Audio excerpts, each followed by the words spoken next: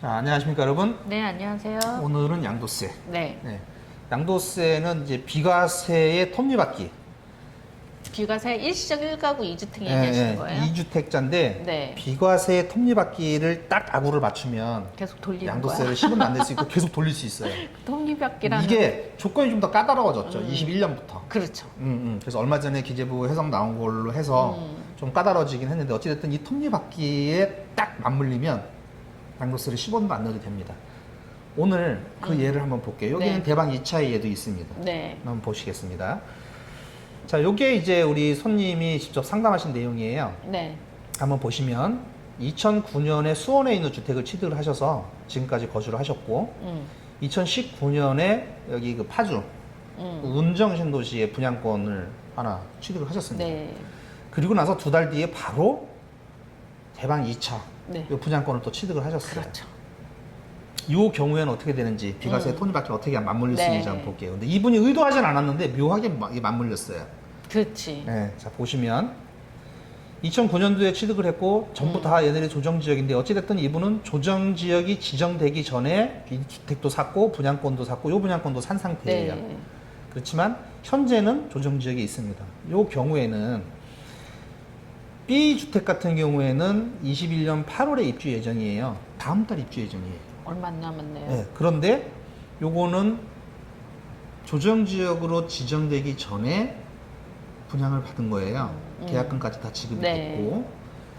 그래서 얘는 특례가 적용이 돼요. 그렇죠. 그러니까 기존 주택, 요 A주택을 3년 내에 기존 주택을 처분하면 되고, 네. 두 번째, 전입하지 않으셔도 됩니다. 네. 세 번째, 전입 안 하셔도 비과세는 받을 수 있지만 2년 거주 요건은 채워야 돼요. 그래야지 비과세를 받는 거죠. 그렇죠. 그래야 얘를 또 비과세를 받을 수 있어요. C주택을 한번 넘어가 볼게요. 네. 얘가 대방이에요. 2019년 12월에 대방 2차 분양권을 취득을 했으니까 조정지역 지정 전이죠. 그렇죠. 그래서 얘는 22년 10월에 입주가 돼요.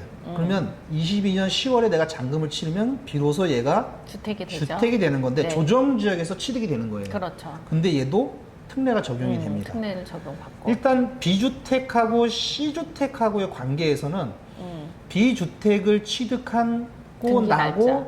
1년이 경과하고 나서 신규 주택을 취득해야 되는데 이 날짜가 지금 8월이고 10월이니까 요 잘만 조절을 하면 돼요. 네. 요거를 만약에 늦췄다. 그러면 얘를 더 늦추면 되는 거고 요걸 좀 일찍 취득해서 1년 경과하게끔 만들어주면 됩니다. 네. 그 조건은 충족이 됐죠 일단은. 그렇죠. 21년 8월, 22년 10월이니까.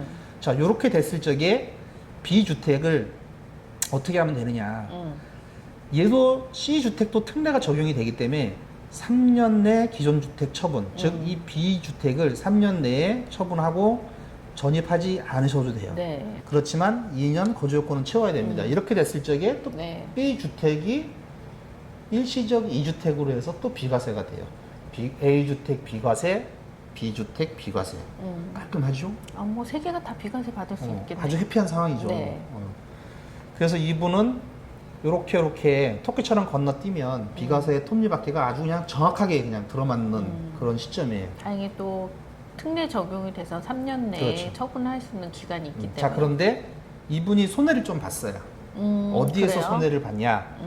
요 2009년에 취득한 요거 때문에. 네, 이분이 분양권을 두 개를 가지고 계셔서 이걸 이제 그 문의를 했나 봐요. 부동산에. 그랬더니 부동산이 이 분양권이 두 개가 있기 때문에 6월까지 팔지 않으면 중과된다고 그랬나 봐. 아, 그저 분양권을 그거를 잘못 알고 얘기한 건지 의도가 있었는지는 잘 모르겠어요. 저 분양권을 2021년 1월에 취득한 걸로 잘못 알고 있으면 그렇게 잘못 얘기할 알고 수도 있는 것 있지. 같진 않아요. 네, 자, 그래서 이분이 네.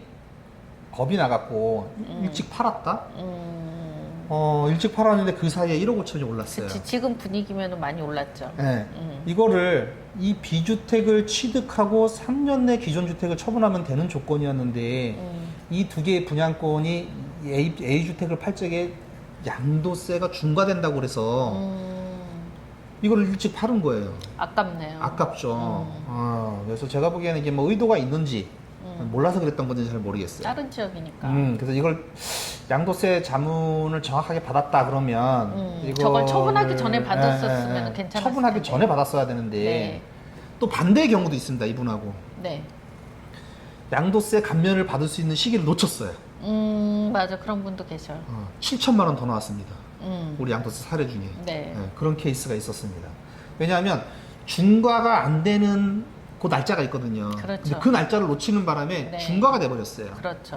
그러니까 지금 조정 지역에 있는 주택을 양도해갖고 만약에 양도세가 발생하게 되면 2주택자는 20%란 말이에요. 네. 바로 20% 때려 맞았습니다. 그렇죠. 그걸 바로 한 달 전에만 팔았어도 괜찮았었는데. 장기 보유 특별공제도 못 받으시고. 네, 아무것도 못 받았습니다. 자, 그래서 이런 케이스가 있었으니까 앞으로는 조금 고민을 한번 해보셔야 되지 않을까. 양도하기 전에, 팔기 전에 미리 양도세 한번 받아보시고 그 다음에 취득을 하셔서도 한번 받아보시는 게 좋아요. 네.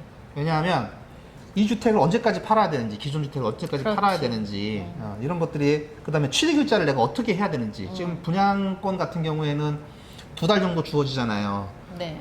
요 주어지는 시간이 1년이 이내가 안 될 수도 있고, 신규 주택을 취득한 게 1년이 지나서 비과세를 받을 수도 있고, 기존 주택을 1년이 안 돼서 양도세를 어쩔 수 없이 내야 되는 경우가 있단 말이에요. 그렇죠. 그러니까 이거는 반드시 한번 자문 한번 의뢰해 보시고 그렇게 해보셔야 됩니다. 그러면 몇 천만 원, 몇 억을 아낄 수 있어요. 그렇죠. 자, 그래서 오늘은 요 비과세 톱니바퀴. 톱니바퀴가 딱 맞아야 돼. 안 맞으면 어떻게 돼요? 뻐그러지면 작살 나는 거야, 이제. 이게 많은 분들이 조정지역 되기 전에 비조정지역에서 생각 없이 막 사셨기 때문에 비조정지역이라서 이제 정리를 그렇죠. 못 하셔. 이제 정리정돈을 잘 하면 돈을 아끼는 거고, 정리정돈이 잘 안 되면 날리는 겁니다. 네, 그 다음에 잘못된 정보도 많고, 그렇죠. 우리 양도세 갖고 오시는 분들이 모르시는 분이 아니야. 아시는 분인데 정확하게 모르기 때문에 그렇죠. 그분들은 만약에 예를 들어서 10가지라고 하면 한 7, 80%는 안 돼. 나머지 20, 30%가 아무리 찾아봐도 없고 헷갈리고 그래서 오시는 그렇죠. 분들이에요. 그 사소한 게 많은 걸 좌우해요. 양도세 몇 천만 원, 몇 억을 네. 좌우하기 때문에 온 겁니다. 전혀 모르시는 분들이 오는 케이스는 별로 없어요. 네, 그런 분들은 아예 저 들여다보지 그 분들은 일단 두들겨 맞습니다. 그냥. 네. 두들겨 맞고 이게 맞냐고 옵니다. 그거는 저희도 해결 방법은 그거는 없어요. 해결 방법 없어요. 반드시 사기 전에, 팔기 그렇죠. 전에. 그다음에 여러 채 갖고 계신 분들은 어떻게 정리를 해야 되는지, 어떻게 날짜를 맞춰야 되는지. 네, 특히 이제 대방 1차까지는 어쩔 수 없어요. 네. 네, 중흥부터는 각별히 조심하셔야 됩니다. 이 편은 4차하고 대방이 조정지역 되고 나서 등기를 하셨기 때문에 다시 들어가서 사셔야 되시는 분들이 많이 나와요. 그렇죠. 그래서 이런 분들이 오셔야 돼. 중흥부터는 정말 네. 조심하셔야 된다. 그 다음에 중흥 분양권 2개 가지신 분도 네. 이거 아낄 수 있어요.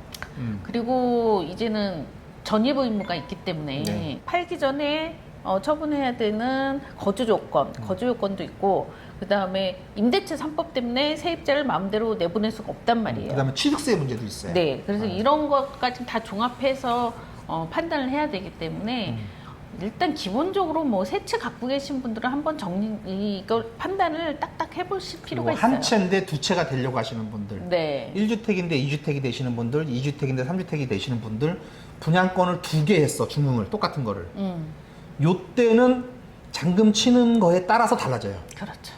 20% 중과가 되느냐 안 되느냐 또 달라집니다. 그러니까 이런 것들까지 다 한번 네. 상담을 통해서 양도세를 좀 많이 절감할 수 있는 기회가 있으니까 그렇게 해주시면 될 것 같습니다. 그리고 전입 의무, 거주 요건 이거 헷갈리시면 안 돼요. 네. 이거 굉장히 많이 헷갈려 하시더라고. 근데 헷갈릴 수밖에 없어요. 자, 그래서 오늘 여기까지 하고 네. 너무 많은 것을 하면 머리에서 슉 지나가. 한 번에 한 건씩만 하시자고. 네. 비과세 톱니바퀴는 어떻게 해야 된다? 정확하게 조건을 맞춰야 된다. 그리고 일시적 1가구 2주택 톱니바퀴처럼 잘 굴리니까 뭐 세금도 안 내고 괜찮네요. 그렇죠. 자, 그래서 오늘은 여기까지 하고 다음 시간에 다시 뵙겠습니다. 네.